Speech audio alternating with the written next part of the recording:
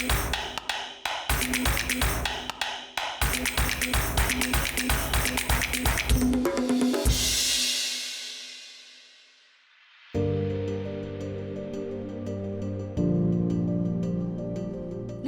kellha influenza kbira fuq artna, fuq sma bħal negozju, is-snajja u l-arti.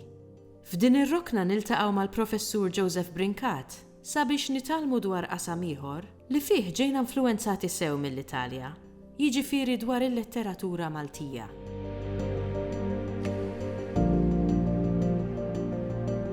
Kif wera il-ħabib tagħna kollega Oliver Frigieri, il-letteratura Maltija hija bint il-letteratura Taljana.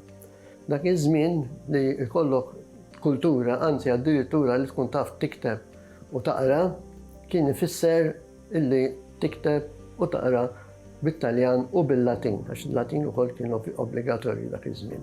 U l-awturi dak li jxorbu jipproduċu. Allora dan il-tentattiv illi naraw x'inkiteb hawn Malta, anke minn Maltin u mhux minn Taljani biss, minn żmien il-kavallieri sa żmien Dunkarm, huwa importanti ħafna għax juri propju illi kull min kien qed jikteb bil-Malti kien jikteb ukoll bit-Taljan, anzi beda jikteb bit-Taljan. Il-kittiba Taljani li kienu hawn Malta kienu ġew eżiljati fi żmien ir-Risorġiment.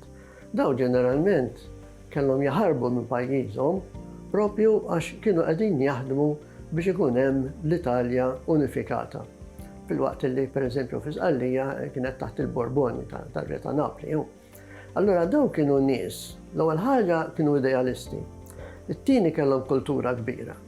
U meta ġew hawn Malta u sabu nies, speċjalment fid-dawra tal-Belt Valletta, kienet il-kapitali anke kif għadha l-lum dak iż-żmien kienet anke kapitali kulturali, kull ma għandu x'jaqsam mal-kultura kien isir hemmhekk, illi hemmhekk sabu ambjent tajjeb għalihom fejn jistgħu jimirħu. Allura l-importanza tagħhom nerġa' nikkwota il-mertu ta' Oliver Frigieri u anke tal-professur Lanza li taħt il-gwida tiegħu ħadem it-teżijiet tal-master u tal-PhD. Daw in-nies daħlu idejat ġodda.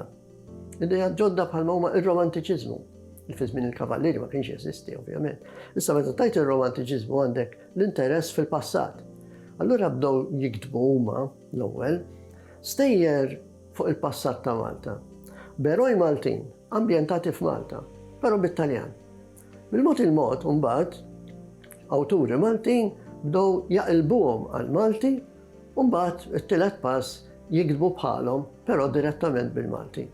Daħlu wkoll l-sens tal-patriottiżmu li kien importanti ħafna peress li dak iż-żmien l-Ingliżi, il-Gvern Ingliż kien qiegħed jipprova jagħmel Angliċizzazzjoni totali.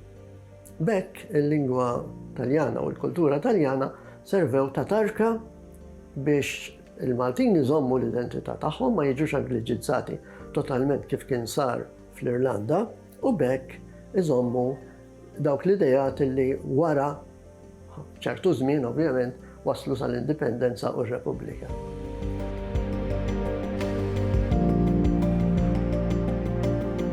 Hawn Malta stess li żjed li bdew kienu Żawlisarjani, raġel u mara, miż-żewġin. U mbagħad Bottari li bdew jagħmlu daw ħafna romanzi. Daw kienu jorganizzaw ħafna serati kulturali, kienu jorganizzaw konferenzi, kienu jorganizzaw teatru, kienu jorganizzaw l-opri.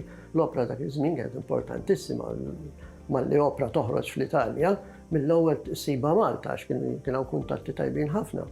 U dan kien kollu favur il-kultura Taljana ta' Malta li baqgħet qawwija ħafna sal-1930s. Issa, wara li żjed li ġew influenzati l-awturi Maltin kienu mill-klassiċi, jiġifieri għall-poeżija Dante u Petrarca, mbagħad Manzoni, ir-romantiċi Foscolo, Leopardi, sa D'Annunzio.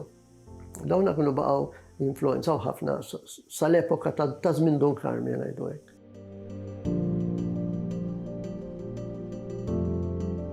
Riċerki saru ħafna minn Laurenza bejn 1920s u 30s, minn Franco Lanza, illi ġie hawn Malta fis-60 xi ħaġa u dam hawnhekk xi 13 sena, fosthom kabbar anke l-Oliver biex niftehmu apparti lilna u serja sħiħa ta' studenti minn tiegħu li għamlu l-master miegħu u daw kollha għamlu teżi għax kien jħobb jassenja teżi fuq awturi Maltin li kitbu bit-Taljan.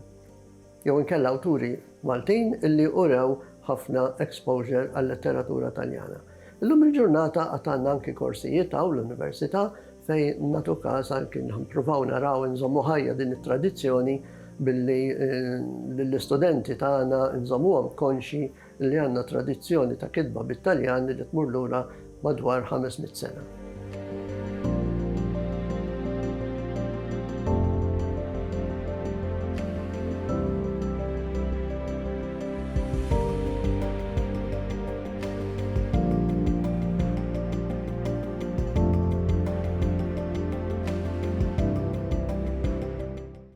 Il-Sinna jixtieq jirringrazzja lill-Aġenzija Nazzjonali tal-Litterizmu, lill-Ministeru għall-Edukazzjoni u x-Xogħol, lill-Kunsill Nazzjonali tal-Ilsien Malti u lid-Dipartiment tal-Malti fil-Fakultà tal-Arti l-Università.